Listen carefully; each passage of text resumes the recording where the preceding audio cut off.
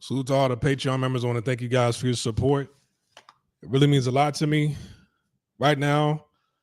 If you guys could do me a favor, you guys are probably watching the rebroadcast. So check out the links in the description box below for the Patreon page. I just uploaded a brand new Patreon video earlier today. It was a little bit overdue, but I managed to make it today and upload it today. So for those that know, this series that I'm doing on Patreon, the video that I uploaded today is Carterine versus SLU PP 332. All right, if you're curious to want to know what that is, the difference between the both of those, check out my Patreon platform. Link is in the description box below. Join the Facebook group. Link is in the description box below. All right, so this TikTok video right here is brought to you by K.Explorer or K Explorer. The way you spell it on TikTok is K with a dot Explorer.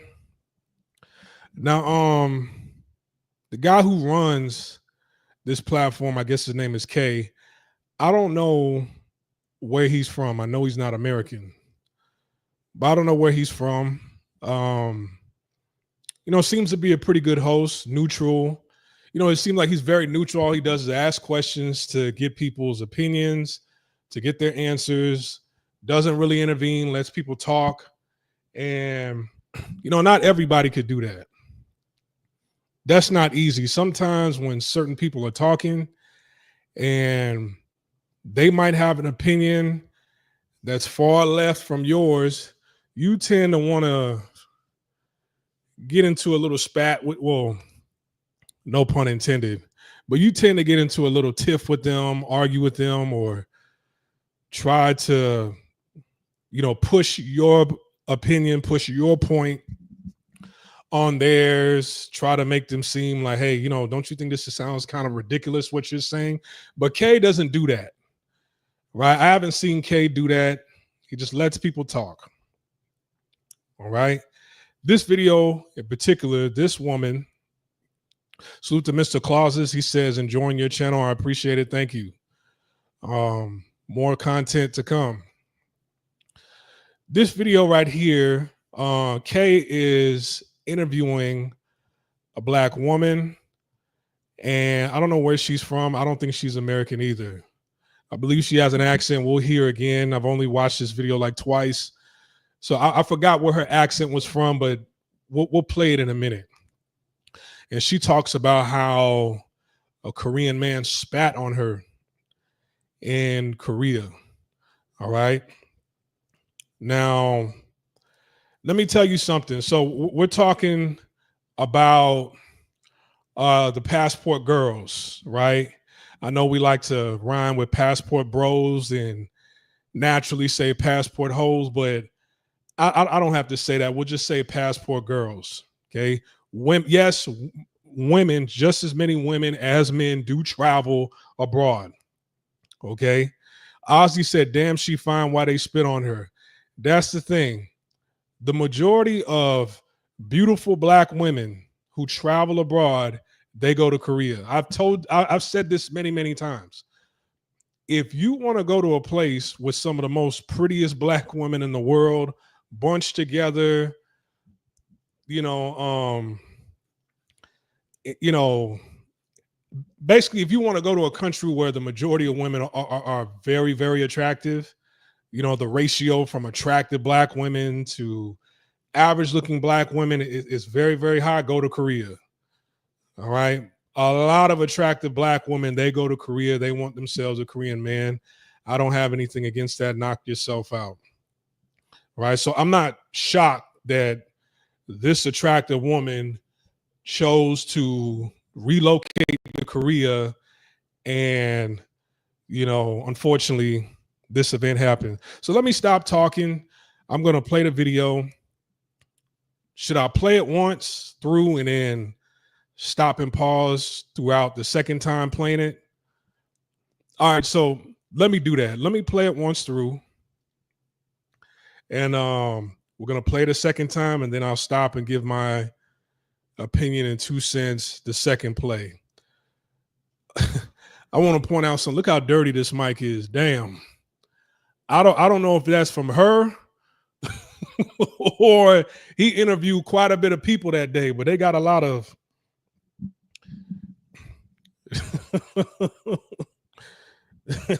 they got a lot of mono juice. They got their mono juice on that microphone. Damn. All right, I got my headphones on. Let me play it once through, and then we'll play the second time. I kid you not, like my second day there, I got spat on. What was the biggest reason that made you leave Korea to Japan? I had to go. I would have stayed longer because, let me tell you, I had a bomb apartment. I was making buku dollars. I was making so much money. And like I was really in with the CEO. I was the director of an entire SEL like language institutions, face plastered all over the dang country. Y'all, the racism, I had to go. It was so bad that I had to go. Like I'm like a gentle soul and I just couldn't take it. I kid you not, like my second day there, I got spat on. This was like second day. I'm fresh, like la la la, skipping through the street. There's like these two old men, and I'm walking down the sidewalk, and they're going like towards me like this, right? He looks at me with this ugly face, and I'm just like, I wonder if he's like actually looking at me. He can't be looking at me. And then all of a sudden, he just stops. He goes and spits on my like the longest loogie hawk, and spits on my shirt. And I was so confused. I was like, no way. No, okay. Maybe he was aiming for something else. I replayed that in my head like 50 times. I'm still standing there, right? They're gone. I'm just still standing there in shock. Like, there ain't no way he just spat on me. He spat on me. I am so sorry that you had to go through that. And it was a major yellow gunk, I guess. Yeah, it was just nasty. I was like, there's no way. Okay. I believe she said that was in I kid you not, like I think she said this was in Japan. And then she moved to Korea. Hold on. I kid you not, like my second day there, I got spat on. What was the biggest reason that made you leave Korea to Japan? Oh, okay. What made her leave Korea to Japan? Okay. Now let's go back. Hold on. I kid you not, like my second day there, I got spat on. What was the biggest reason that made you leave Korea to Japan? I had to go. I would have stayed longer because, let me tell you, I had a bomb apartment. I was making buku dollars. I was making so much money. And like I was really in with the CEO. I was the director of an entire SEL like language institutions, face plastered all over the dang country. Y'all, the racism, I had to go. It was so bad that I had to go. Like I'm like a gentle soul and I just couldn't take it. I kid you not, like my second day there, I got spat on. This was like second day. I'm fresh, like la la la, skipping through the street. There's like these two old men and I'm okay. So let me stop right there. All right.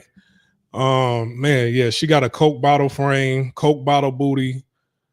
Very attractive.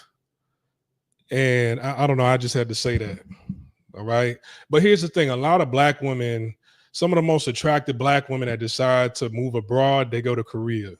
And a lot of people view them as a threat because Korean men, they have a hankering for the brown sugar out there in Korea. All right. Now they don't really wife them, right? But you know, a lot of women, they're very territorial over the men, especially when a black woman is in the room or a black woman is walking by them in the street. I'm telling you, a lot of Korean women, they get intimidated when they see sisters such as herself step in the room, all right? Because they know how their men are. And look at K-pop. A lot of K-pop, it imitates and emulates. I mean, yeah, it's their own thing, right? They got their own language. A lot of the styles that they have, you know, you can arguably say it comes from the West, right? Because you don't see traces of K-pop and the things that they're doing today in entertainment and music. You didn't see that in the 90s. You didn't see that early 2000s.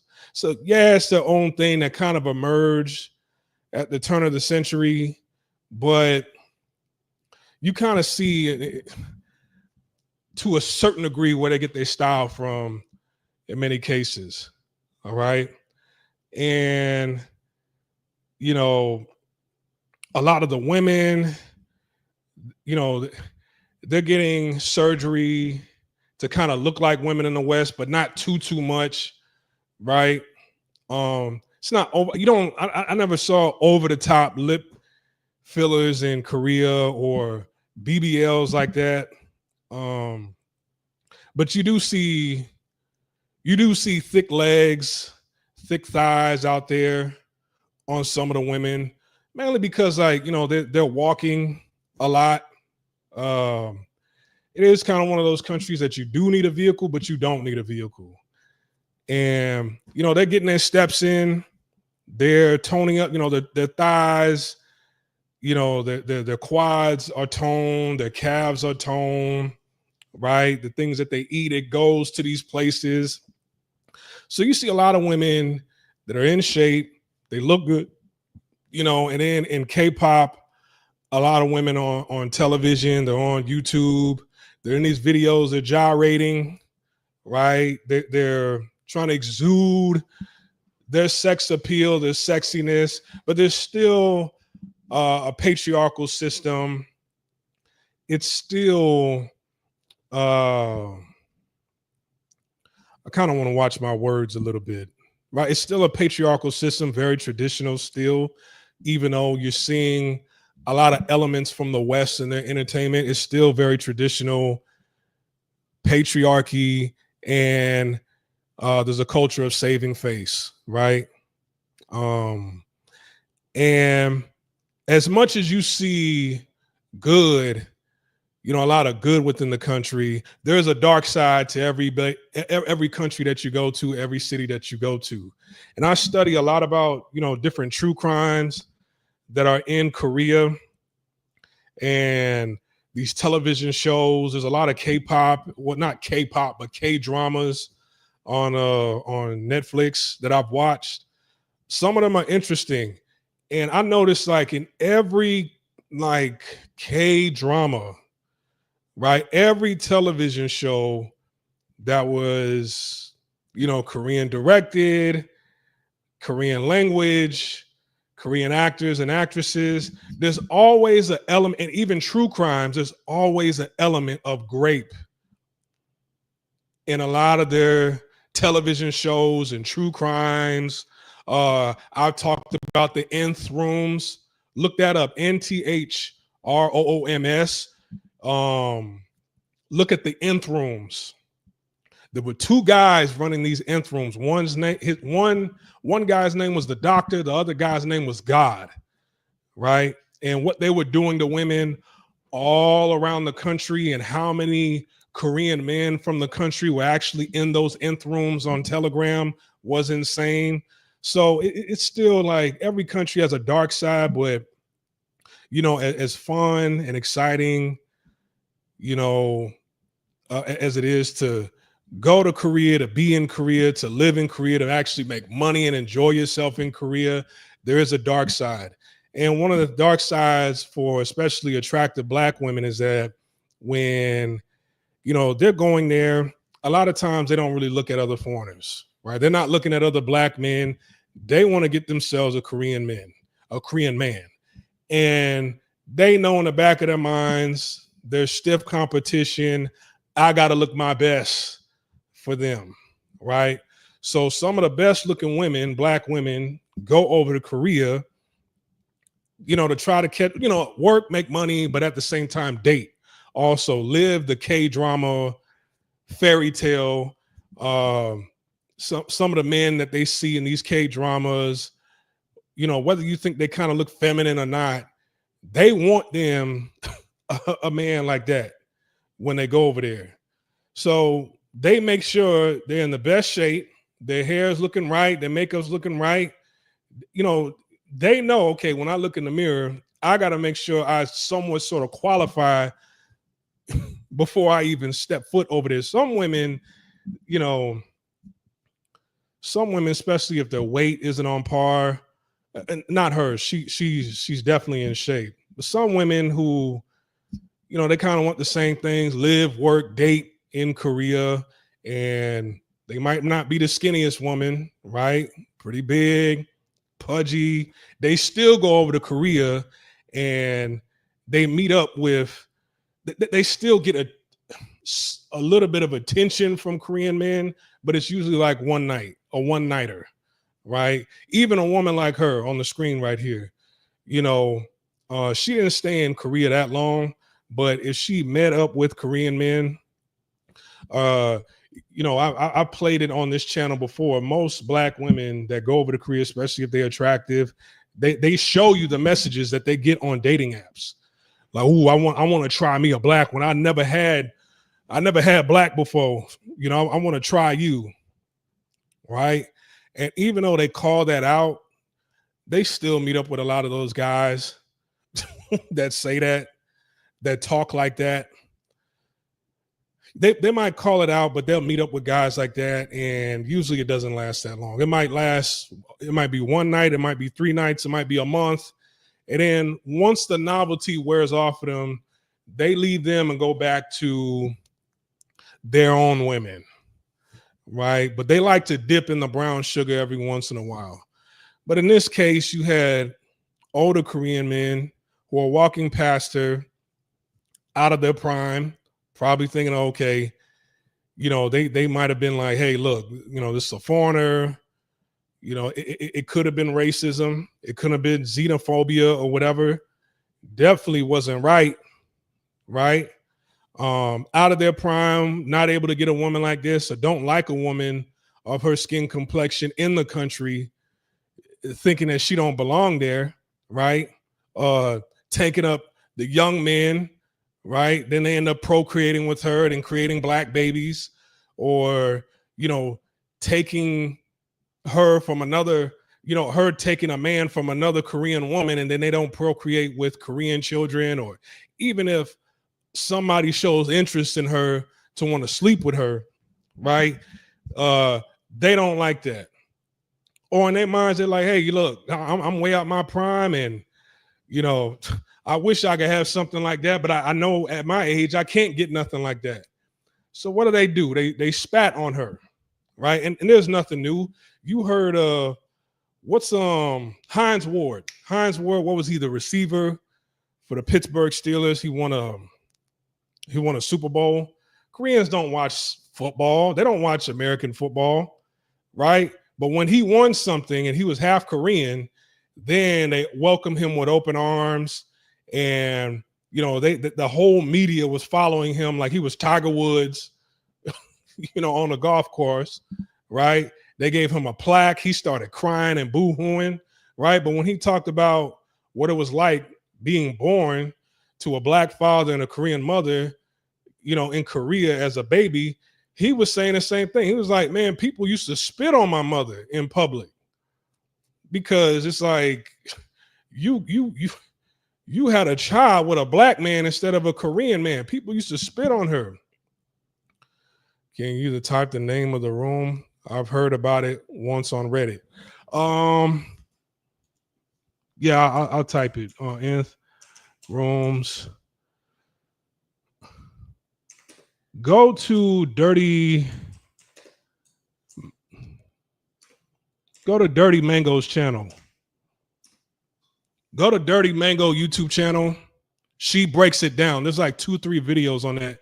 She breaks it down thoroughly. She's Korean, right?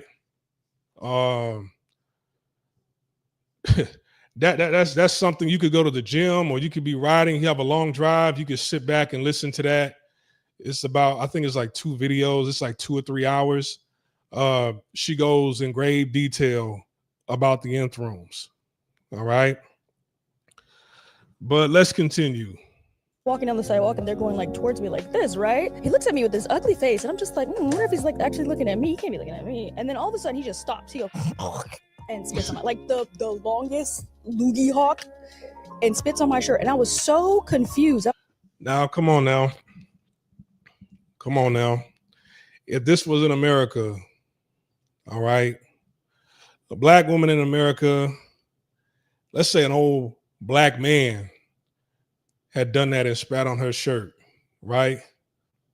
She would have whooped that, well, she'd have done her best to whoop that black man half to death if a black man in America did that, right? If this was in America and a white man did that and she was with her friends, they would have jumped on him. If she was by herself, she would have pulled out her phone and wouldn't have attempted to do anything but, to record and say what just happened. And then it would go viral, right? Because you gain the support and sympathy of Black Twitter. They would have found out who it was, where he worked, everything about his life, and they would have ruined his life, right? While some people, right, in the dominant society probably would have came up with a GoFundMe to support that man, right, from his life being ruined. So it'd have been a double-edged sword, right? If it would have been an Asian American that did that, it'd have been like, uh-oh, right? Because they're highly protected over here. Had it been somebody of Latino descent, it probably, and then she would have put out her phone and recorded and got the guy on camera, right? Then they probably would have found out who he was, looked at his background. Some people would have said, some people probably would have made immigration jokes or asked where him and his family are from, even though he probably would have been maybe not a legal American citizen. They would have probably just brought that up to add more fuel to the fire on the internet, right? But what I'm trying to get at here in America, she would have done something, whether put out her phone or fought back. But in this case, she didn't really do anything. And to a certain degree, rightfully so, because had she would have done something, she wouldn't have got support. Even if she would have put out her phone, she probably wouldn't have gotten support from the West, because a lot of people out in the West would have said, well, what you doing over there anyways? Which I think that's a dumb stance to have when it comes to somebody living or traveling abroad. It shouldn't happen at all, right? We protect Koreans in America. So why aren't we getting the same protection over in Korea?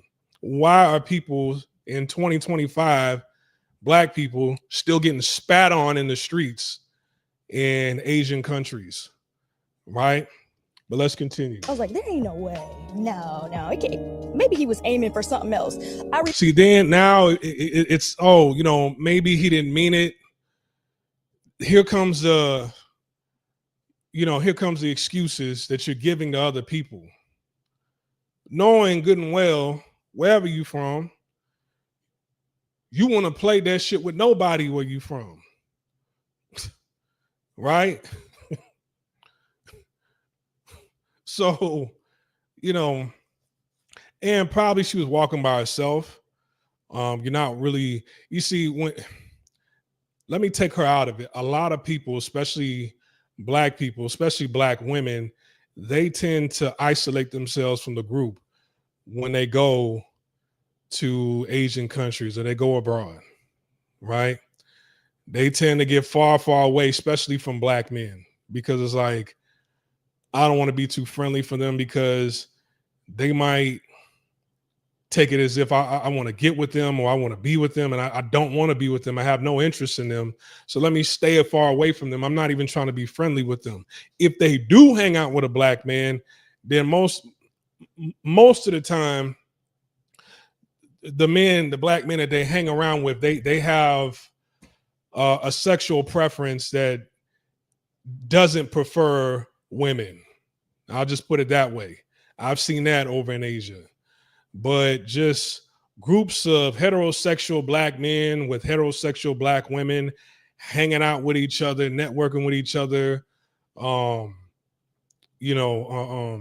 just being tight-knit with each other. No, you don't see that at all anywhere in Asia, right? Especially with the women. The women, they stay far, far away from you. There's only a few countries where they will check you out. They will hook up with you, and that's Taiwan. Taiwan is the biggest foreign hookup country in Asia. right? Most foreigners are with other foreigners from the West in Taiwan. All right. See, a woman like her, I've seen women as pretty as her, built just like her in Taiwan. A lot of them are from Eswatini. And Eswatini, they get with brothers over in Taiwan. But in Korea, nah, nah, nah. But let's go. He played that in my head like 50 times. I'm still standing there, right? They're gone. I'm just still standing there in shock. Like, there ain't no way he just spat on me. He spat on me. I am so sorry that you had to go through that, and it was a major yellow gunk, I guess. Yeah, it was just nasty. I was like, there's no way. Hold on, yeah. So what I mentioned earlier, I don't know her personally. So when I'm talking about women going over there and then isolating themselves from brothers, I don't know her. I'm saying in general, right? I'm saying in general. But I want to say this: like, if it was a group of brothers, right? If it was 5 black men, 4 black women, all walking on a street, right, with each other, and the sexual tension between everybody in the group, that wouldn't have happened, right? This wouldn't have happened. He wouldn't like, no, let me. I'll save my mucus for a loner. That's what I do. All right. I'll save my mucus for for one of them ones who walking by herself. I'll save my mucus. And he made sure to get a pretty one too. He's like, oh, here we go. Yeah. Ain't no man in sight. So you couldn't do that. And she fairly young. How old is she? She look like maybe late 20s, right? Ain't no way a bunch of brothers in their late 20s, right? 4 or 5 of them, 4 or 5 women with them, sexual attention. Some of them are together. Some of them they trying to get with the ones that are single in the group. They all hang out with each other. Motherfuckers lifting weights, right? Squatting. You know what I'm saying? Bench pressing, training, right? Ain't no way like they would try that with brothers. But see, then you might get yourself in a bind when you might get yourself in a bind when you trying to protect the honor of another woman. You see what I'm saying? But if you known as one of those people like, hey, we don't give a shit, we're gonna regulate if you disrespect us. You respect me, I respect you. You spit on us, right? You disrespect us like that. We're gonna make sure that you, anybody who knows about this, will never try this shit again, right? And some people, they just don't care if it gets them in a bind. You know what I'm saying? But a lot of people are known to just be soft, weak, traveling abroad. You hang out by yourself. You don't build a community amongst your own overseas. You see what I'm saying? Like in Shenzhen, there's like a African town over in Guangzhou in China. A lot of Africans networking, import, export, right?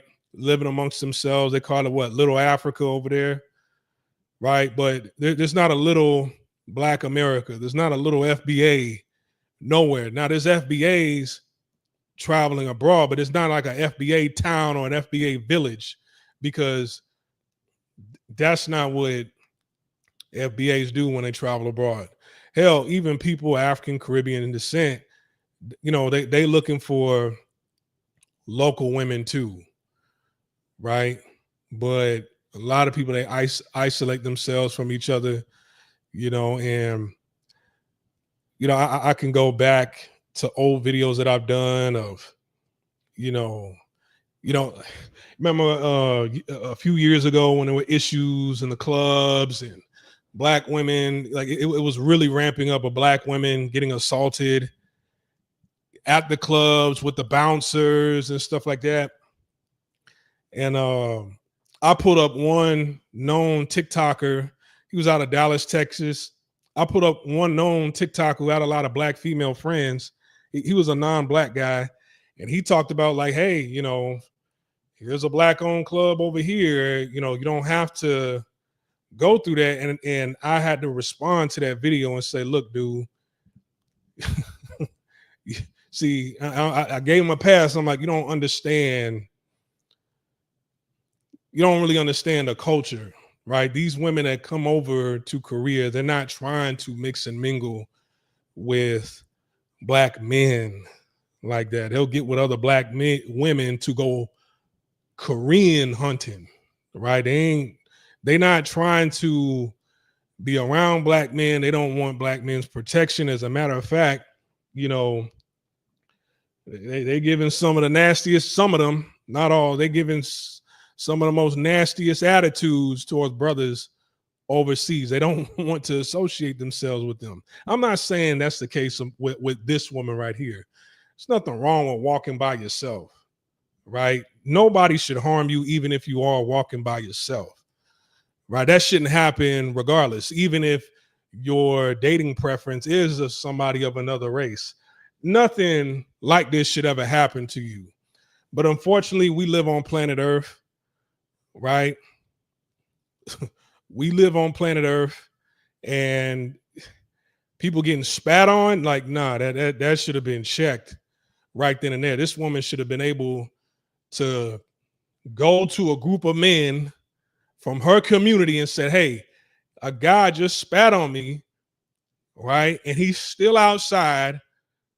Please defend my honor. And, you know, brothers should be willing and able to do that. But see, the thing is I think I should just leave it at that. I think I should just leave it at that. Like I could go on and on about, you know, but you know, we'll save that video for another day. I think I've said enough. All right. I'm sorry that this happened to her. Right. And then she went over to Japan after that. I was a little bit confused in the beginning. I thought he was saying she went from Japan to Korea because of that. And I'm like, I don't hear Japanese people doing that, you know, but when he was like, no, Korea to Japan, I was like, oh, okay, nah, yeah. And there's some countries that you'll go to where like a lot of people will spit on the street, right? China was a major one, right? Korea and China, you know, you got some spitters out there where, especially in China, where you'll as you're walking past somebody, you'll hear somebody hawk up a loogie, and then they'll spit. But then after a while, you're like, how come a lot of people, it seemed like they only hawk up a loogie right when they're passing by me, and I'm catching them in. So then I started to look. I'm like, no, I want to see where you spitting at. Right? Nobody spat on me, but I'm like, no, I'm sick and tired of just people. The only time you have to spit is when you're walking past me. So it got to the point where, but that's an everyday thing in China. Men and women, even grandmas, grandmothers, right? So everybody's spitting out there in China, but I know we talking about Korea. Hey man, be safe. I always advise, especially for women, then look, you know, not saying her, let me put her to the side. Get therapy, learn to pair bond with the men in your community. See why is it that you feel a certain way you do, the level of anger or whatever it is towards people that look like you, even the men, and address that in therapy. Hopefully, you know, uh, your mind could do a 180, learn how to pair bond with men, and then you'll have a much better life. And then, hopefully you and your guy could travel together, and, you go to fly places and you don't have to worry about this kind of stuff. Right. And then it's like you have nobody to protect you when stuff like that happens. Right. You hear about a lot of black women that they'll complain about Hong Kong, they complain about Korea, Italy, France, right? They talk about all these horror stories in different countries that they go to, but the one thing that they don't have with them when they go to these places is their man next to them. Like, Korea is one of the flyest places that I've been to, but you hear a bunch of black women who's been there talk about, oh, I hate Korea. No, not Korea, Hong Kong. They'll say, I hate Hong Kong. The men are so aggressive and racist and mean. And it's just like, ain't nobody mean or aggressive towards me. They pretty nice towards me. But it's like when they see a lone black woman, right? A black woman by herself with no man and no protection. It's like, that's when, they kind of express their suspected hatred for other people with darker complexion, right? You can only suspect that that's what they're doing, right? When you're by yourself, that's when it's like it's open season. Especially if you're attractive. Like, the more attractive you are, the more abuse. The more attractive a black woman is when they go to Korea, the more abuse stories that they hear, right? You don't hear twos and threes that go over there talking about this. Like, oh yeah, it's fun. It's kind of hard finding somebody out here. The dating life, it sucks. And oh no, I think I'm gonna leave in the next couple of months. But an attractive black woman, especially like this one right here, oh, somebody done threw a bottle at her, somebody swung on her, the bouncer then drop kicked her. They let everybody in except her, right? Jaw gets broken, gets spat on, knives get pulled out on them, right? But they always by themselves. So, right? Anyways, y'all stay tuned. We're going to do a back-to-back, right? So I'm going to shut down this live, and then we're going to review another video of a sister talking about, she's breaking down how, how a lot of men judge women based on the guys that they've dated in the past. All right. So don't go nowhere. I'm going to shut down this live, and then we'll be right back within like 2 to 3 minutes with a different live. So stay tuned. Peace.